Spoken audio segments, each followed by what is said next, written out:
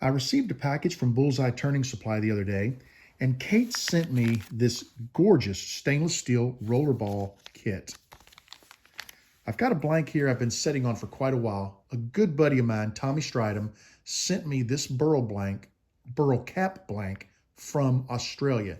And I wasn't sure what kit to mate it to until this one showed up. So today, let's prep this Burl for this gorgeous rollerball. When you turn an Apollo rollerball kit, you need a blank that is 6 inches in length at a minimum. This blank far exceeds that length, so we have no issue there. We're going to make the cap about 2.5 inches, and then we're going to make the body. Instructions recommend 3.5 inches. I'm going to go 4 inches with this. I want a little longer body on this pin.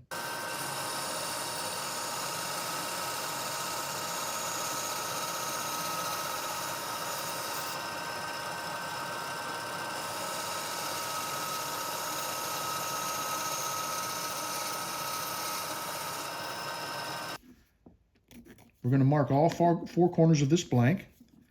This blank was not squared before we cut it, so it is not a perfectly square blank, as you can see.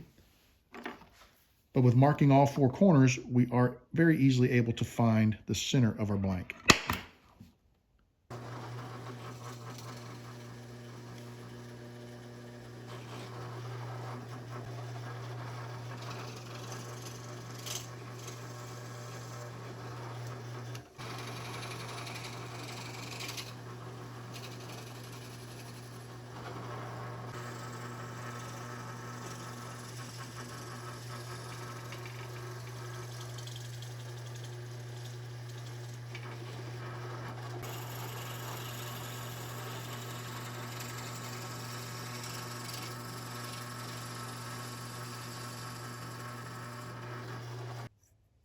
Oh yeah, this is going to work out well. I'm going to be able to push this cap insert all the way into the cap blank. I don't want to do it now because I need to be able to remove it so that I can put the epoxy on it before I fully insert it.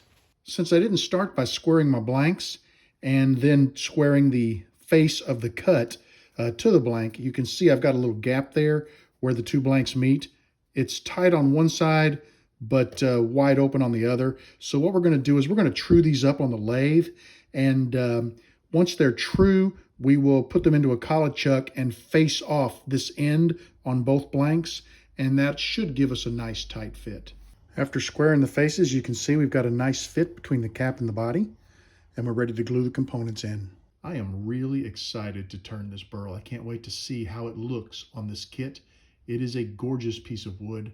I'm about 80% happy with how this turned out. I've got a little bit of a problem. I don't know if you can see it or not, but right here and right here, a couple little chips, little pieces released from the pin. And what stinks is they're right at the point where the body meets the cap. I'm not sure how I'm going to handle that just yet.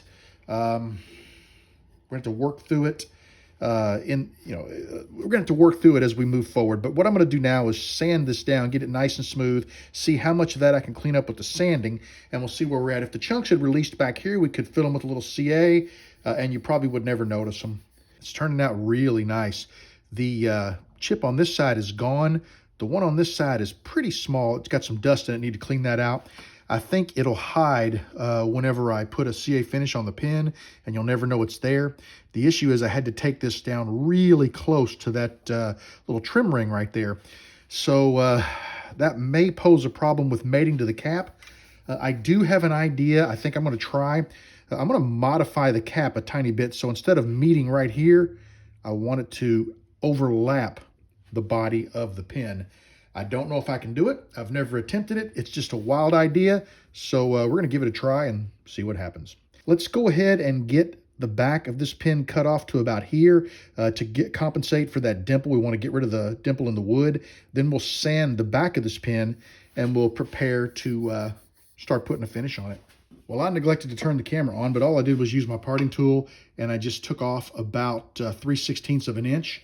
And it's got a little bit of a convex appeal to it, which I like that.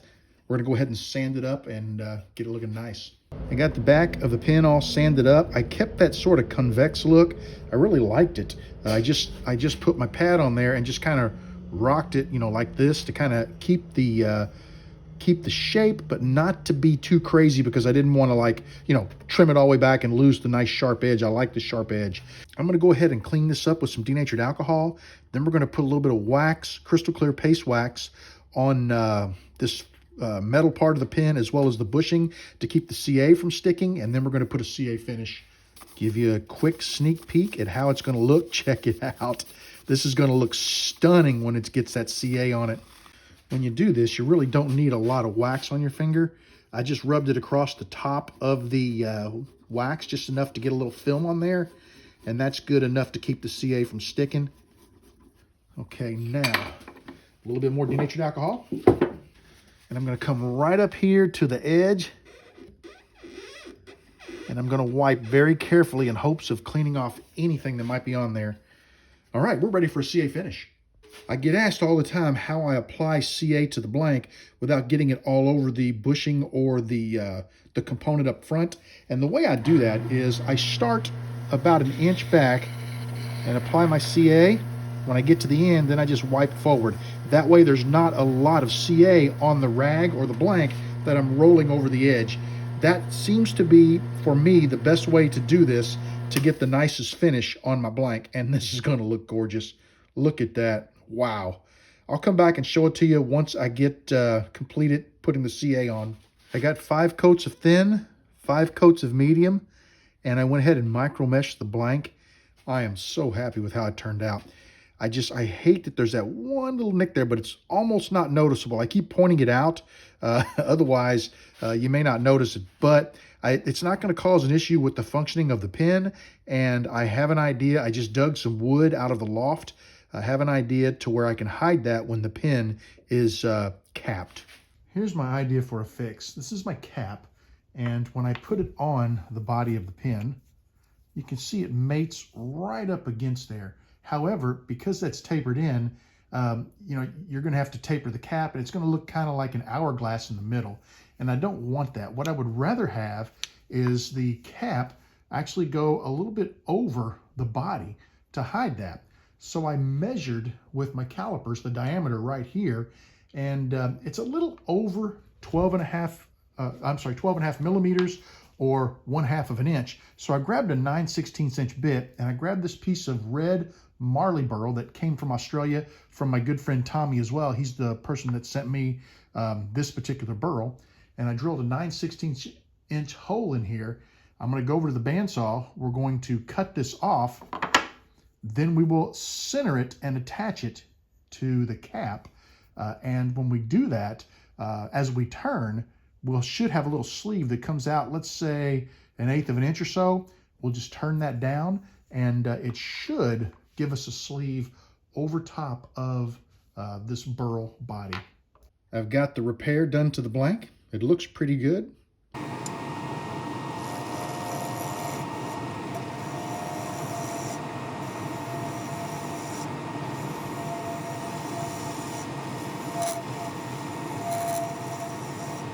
I don't think I can take much more material away from here without compromising the integrity of the wood, because it's getting, I don't want it to get too thin.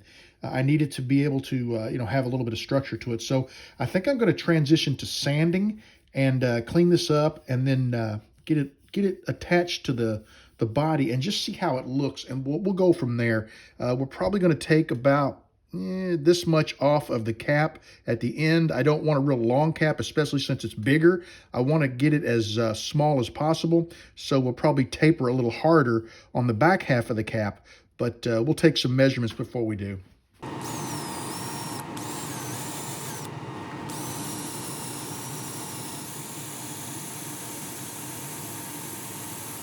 I've got the blank back on the mandrel.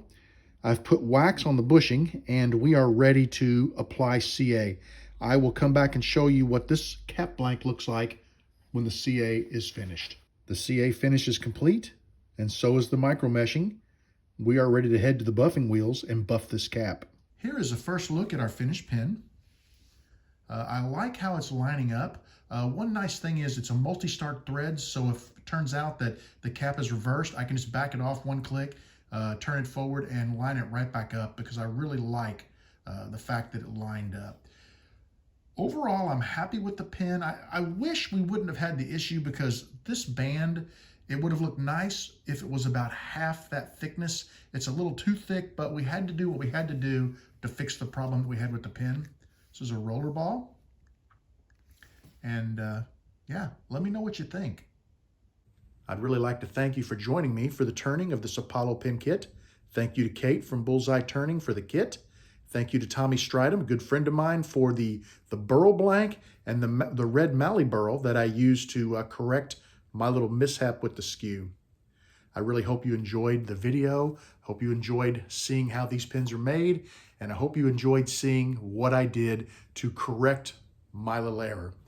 I'd like you to know that you are always welcome in my shop. Come back and see me again real soon, and have a great evening.